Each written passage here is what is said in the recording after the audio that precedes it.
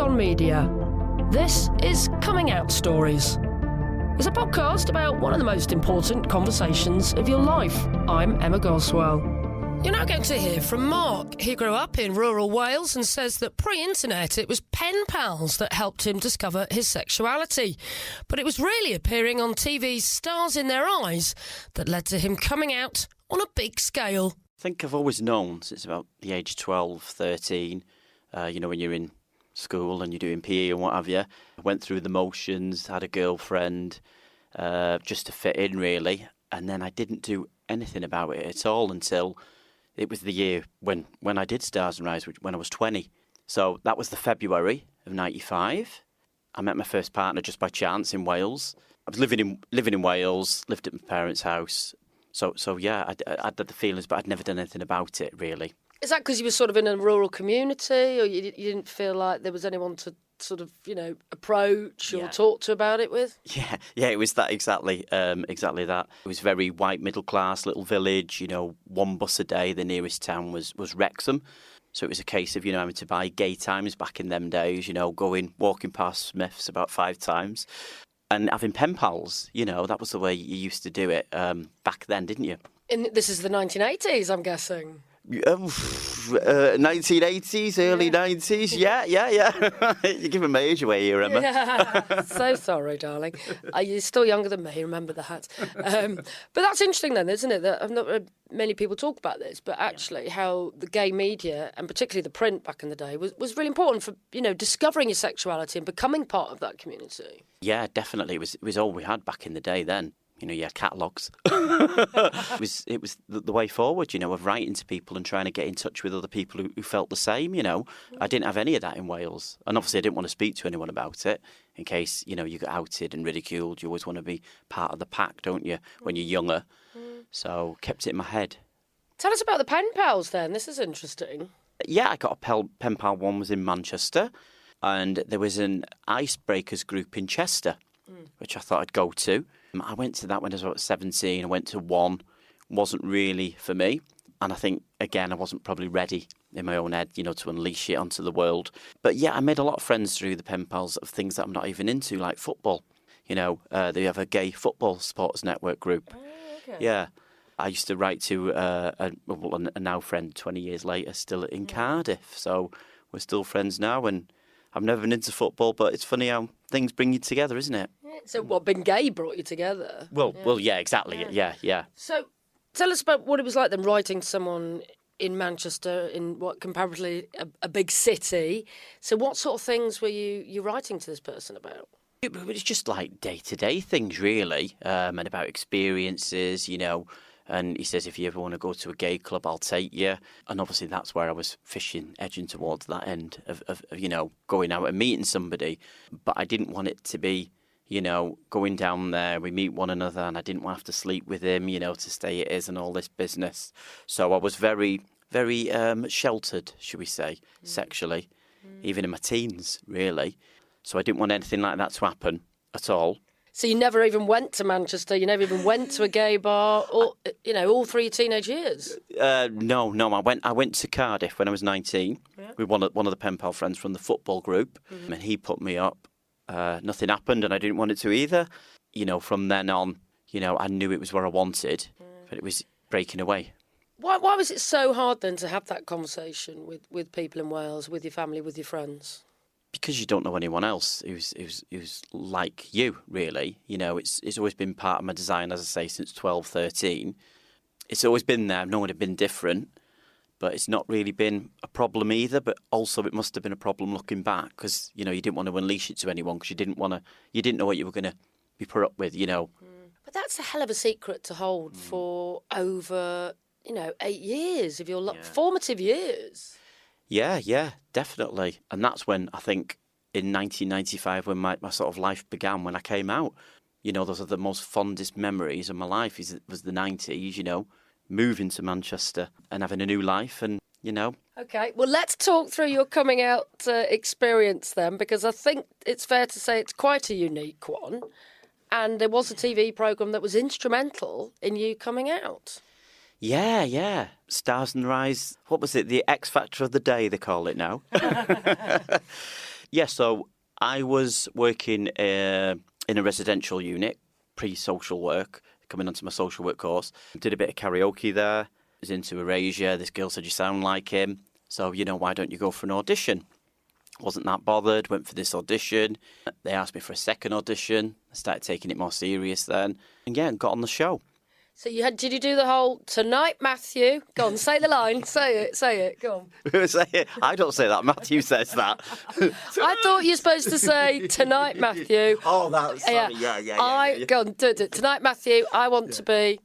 Tonight, Matthew, I'm going to be Andy Bell of Erasure. And that's what you said to the nation. Yeah, as I said, that was filmed in February. Mm-hmm. And my parents came to that, my mum and dad. And just by chance, they said, will you come back and do a Christmas special? Mm. So why the set's all there. They filmed that all together, and these were to be aired in Christmas of that year. So that kind of outed me to my dad. We say outed you, why? What did you sing? What made it so obvious that about you portraying a very openly out camp gay man on TV that made them think you might be gay? Well, I sort of thought, it was portraying a character and you were acting up. But even Matthew Kelly says, there's obviously a lot of unwinding to do after your jobs, where the spangly outfit, the bleach blonde hair, I had a pink feather boa, and I think I did it a bit too well. Really. So it was quite a camp performance, Mark. Yeah, it was, yeah. So totally way out there. Yeah. So that led to a conversation then, did it, with your dad? Yeah. While you were still at the TV studio or afterwards? Or No, it was after the show, because they asked me to come back and do another one. They liked what I did. And he sat me down and he said, I don't think you should do this show. People are saying you're gay, Oh, your dad was saying that? Yeah, my dad. And I was like, because obviously I was at 19 then, I was strong enough, to have my own opinion. I said, no, I'm doing it. I want to do it. I've enjoyed it. And that's what I'm doing.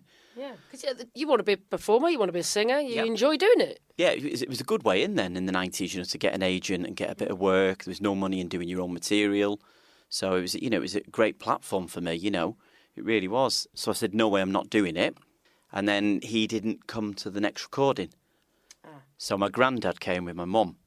Yeah, that's when it started to go all a bit weird. In terms of mine and his relationship, and obviously I was seeing Mark at the time. My granddad, my mum's dad, the one that came to the show, they're from London, they're quite cool and everything. But obviously I didn't want to tell them either, It was one of those things where you just sort of think, well, they must know now, but nobody's talking about it.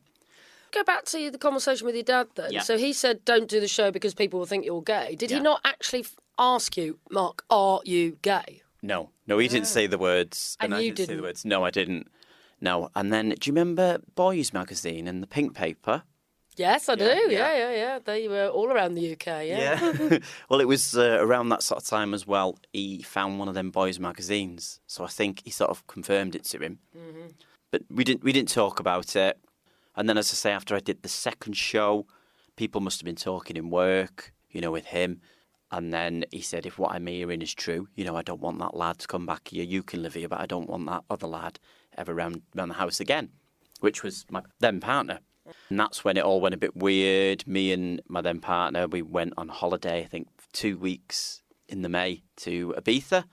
And then I said, look, I'm going to tell him, but I'm going to write a letter and do it that way, the cowardly way. Okay. The cowardly way, but also didn't know how he'd react or something, because he's quite a man's man. So you don't know if you're going to get a whack or something. It was quite acceptable to do that. In the 70s, my dad always used to whack us. We were brought up fine, not abused or anything like that, but it was seen as okay, wasn't it? So wrote this letter to them. I said, I'll come down, give you a couple of days to process it, come down and discuss it with you, see if I can still live there and where we're at. So did that, went down a couple of days later. There wasn't really much of a conversation. It was like a 2-minute thing. Well, you can still live here, but I don't want that lad here.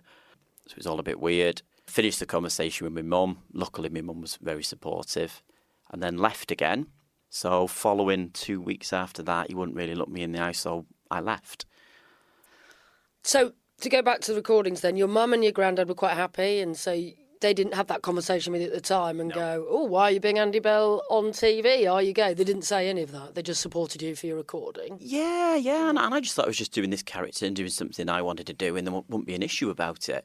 But obviously the gay thing was massively an issue for for my dad and people, saying, here he is, maybe we've always suspected, and this is how he's telling us, really. Yeah. And then how long after the performance was it that you then went to Ibiza and wrote this letter? Well, they recorded that in the February of 1995. You might wonder how I know all these dates. I actually went on Wikipedia and Googled them because they have old shows with your name. Yeah. Yeah. So that was the February.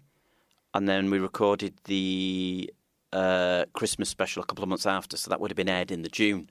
So I worked it out. I would have gone to Ibiza in the May. Yeah. So it was all sort of pivotal around that, really, wasn't it? Yeah. I did the Christmas special with Katie Lang. And obviously, she's a lesbian, an out lesbian. But she had a lot of support, the girl who was doing it, Deborah Meeks, off Katie Lang. But I never had any for Andy Bell, so I was like, I feel like on my own again, really. Yeah. Getting this rejection, doing this, and, no support. Come on, Andy. Have you not met him since? I've met him a couple of times since. Have you? I think he's a bit frightened of me. Does he think stalker? No, not really. No, I just think he said he doesn't want to be remembered as Liberace, and I had this boa and all that business. So I think he thinks he's more straight-laced than he actually is as well. Prima donna. But was he quite instrumental to your coming out process, though? Because I certainly remember what it was like in the 80s. And there was Andy Bell, there was Boy George, and there was Jimmy Somerville from the Communards. And it seemed like they were sort of a lone trio, weren't they? And they were out proud gay men. Very much so, very much so. But it was actually a straight friend of mine in school that we grew up together who took me to my first Erasure gig. We got a coach from Wales. They did coach trips then, didn't they? And that was in Manchester at the Apollo. So he introduced me to that, if you like. Yeah. It was when Aberesque was number one, so it would have been 1991. Early 90s. Sort of time, early 90s. Yeah. So he introduced me to them. So I was like, I love the music, I like everything about him, how outrageous he is, proper in your face.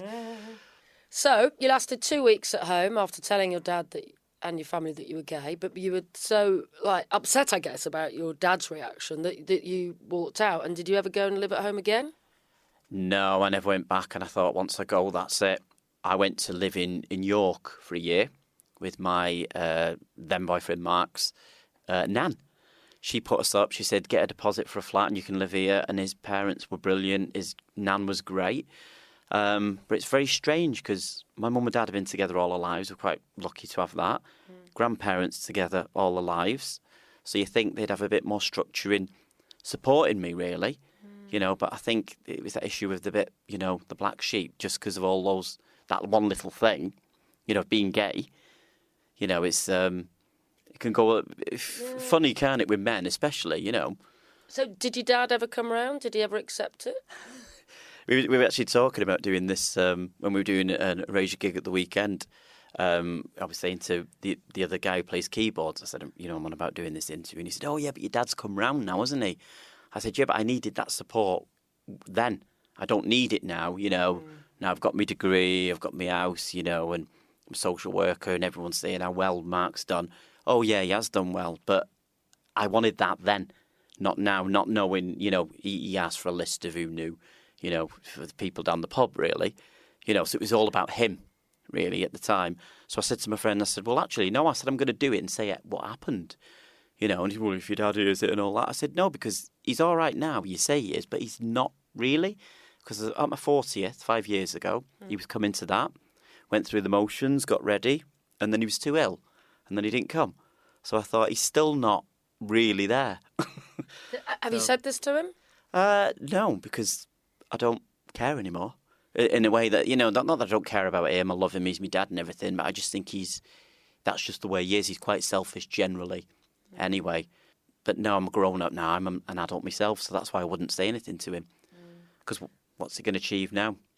Well, and plus you've gone on, as you say, and there's 20 years of water under the bridge, and you've gone on and forged a career and a life for yourself, outside of Wales. And would you say you're happy? Yeah, I'd say I'm happy, and I go back once a month. So, I do the right thing and go and see the folks once a month. But my life's here now, my friends are here, and when I left home at 95, I felt like that's when my life begun, really. I'm so lucky, that I've got the friends and the social network around me. If I didn't have that, then things might have been very different. but I took to it like a duck to water. Came to Manchester Uni from York with Mark, and things just went from strength to strength, really. You found your own gay family. Yes, my own gay family, yeah. Champion the gays, yeah.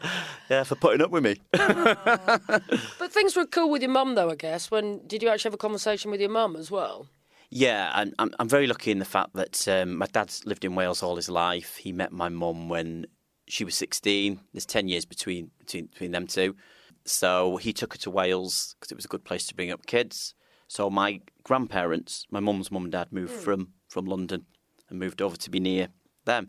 So I was very lucky that I had my mum's side, really, because my granddad, he was cool about the gay thing. He lived in London, for God's sakes. And he is the only one, including my mum, actually, who's actually said when my nan was dying of cancer, he was in the kitchen, he was remembering, he was sat on the worktop, and he said in front of my brother and everyone, he said, "You're the only one, who knows what this is like." I said, "Me? Why me?" He said, "To have that on your shoulders, and not tell anyone. Your nan could have told someone she'd had this breast cancer and she could have had a few more years, but she waited till the tumour ripped through and didn't tell anyone." So I thought, he's the only person to this day who said it out loud and publicly, not been embarrassed about saying it about his grandson. So he's the only one who's ever done that for me. So it's equating the fact that you lived with a secret that was sort of eating you up, really, for a number of years with what his wife was going through. Yeah, and he's the only one ever, including my mother, actually. It's fun, isn't it, as gay people? We seem to have these big moments and then no one ever talks about it for the rest of your life. No. I find it really sad, Like you say, that's what bonds us as the gay family, really, because we've all got that tale to tell. No one's worse or better than the other story, but I think it's funny how different people react, And the people you expect to be supportive aren't always, and the ones you think are going to be shocked are fine about it. My brothers, I've got 3 nephews. I just hope, that'd never happen again. Well, I know it wouldn't. I get on really well with my brother, my sister-in-law. But I think if you've got kids, I wouldn't do that to my own child, really. So it's crazy, isn't it? What was it like coming out to siblings then? Did you have to go through a process there? Yeah, when we were going through that coming out thing with the Andy Bell thing and all that, I took my brother to one side and we were out in a bar and I told him what I was going to do, that I was going to write to mum and dad and tell them and unleash it. And even he said to me, "Oh, you can't tell dad." So I just wanted somebody on my side before I unleashed it on him. So, yeah, I did tell. My brother was the first person I told, yeah. So apart from saying, "Don't tell dad," how did he react? Pretty blasé, which was good, Oh, you can't tell dad, and all that. But fine about it and fine with me. It's not really an issue for your siblings, I don't think, is it? Because you're caught up in your own little world, I think, aren't you? Well, it can be. Everyone's got a different story, really, as I've discovered through doing this podcast. Okay, yeah. Well, I was lucky then in that respect that he's cool about it, and as I say, he's got 3 kids now, and he's totally cool about it. In fact, he actually says, one of them, they don't stand a blooming chance of you. One of them is going to be a gayer. So hopefully he'll be fine with that. Yeah, totally they will. My sister-in-law's really cool about the whole thing, so yeah. And you do find, don't you, as a gay person, that you don't just do it once, you end up doing it like almost continually, don't you, really? Have you had any problems since coming out as an adult? No, nothing at all. People say, I've been very, very lucky. No bullying, no mickey taking. But I think, again, from school, when I hid that, again, like the gay family and that, I'm always part of the group. So I'm a big part of that group and I've got that, behind me. So I don't get any shit, if you like. And even off my straight mates, sometimes it's banter. If anyone else called me a homo, they'd, go mad, punch them in the face. They can call me homo, but it's fine because it's different relationships, isn't it? You have different people, yeah. Okay, so if you had any advice to impart to other people at the beginning of their journey, what would you say? I'd say do it sooner rather than later. Be true to yourself. Don't waste those years, of possibly, meeting someone. Don't waste them. You're never getting them back again. Don't please other people. That's what I was doing, trying to please everyone, not upset the parents. Don't do it. Just be true to yourself. And if they do take it badly, they'll just get over it. Well, they'll have to. you know. It sounds like you regret not coming out at 18, really. Yeah, I do, yeah. And I think if I didn't have such a fantastic time from when I did come out, you know, then maybe I'd feel differently. I don't know, but I think you've got to be ready in yourself, haven't you? But yeah, I do. I miss those years, actually, because you're never going to get them back. I was going to say 16, and then I realised because of your age, it probably was illegal because there was a different age of consent for gay men, wasn't there? It was 21. Oh, sorry, 21 it was, wasn't it? And then Yeah. it went to 18, then it eventually became equal. Yes, yeah. I know I'm going back to the Stars Rise thing, but met Matthew Kelly, who was obviously a gay man who'd been married and what have you. So it was another way in of doing that because he took us all to a gay nightclub in Crewe, and you know, I mean, he was amazing. What a brilliant guy! I can't say enough nice things about him. Yeah. He was so supportive to everyone off screen, you know, and on screen. Amazing guy. So Matthew helped you be gay as well? Yeah, great guy. Yeah, he was amazing. He said, with all the contestants, you know, he's just brilliant. Great guy. I can't say enough good things about him, really. Very supportive bloke. So you could have gone through that window and gone, tonight, Matthew, I'm going to be an out and proud gay man. He knew he wasn't stupid. It was one of them I know, you know things when he used to talk to me. He knew. Yeah. You know, he went daft without saying the words, yeah. Thank you so much for telling your story. And still performing as Erasure. I know, and not caring anymore what people think. It's great, you know. It's a weight off my shoulders. A big thanks to Mark Rodway for talking to us there. Still singing and still pretending to be Andy Bell from Erasure. Please do subscribe wherever you get your podcasts from. We'd also love to hear from you on Twitter. You can find us there at Come Out Stories. I'm Emma Goswell. And Coming Out Stories is a What Goes On media production. Next time on Coming Out Stories, you'll hear from Asad. He grew up in a British Pakistani Muslim household and says that he was so devout, he actually used to try and pray the gay away. In my mind, when I was finished with university, I would like to have an arranged marriage to a woman. That's just part of the culture. And I was convinced that I was going to do that. I had readied myself for a life of being married to a woman.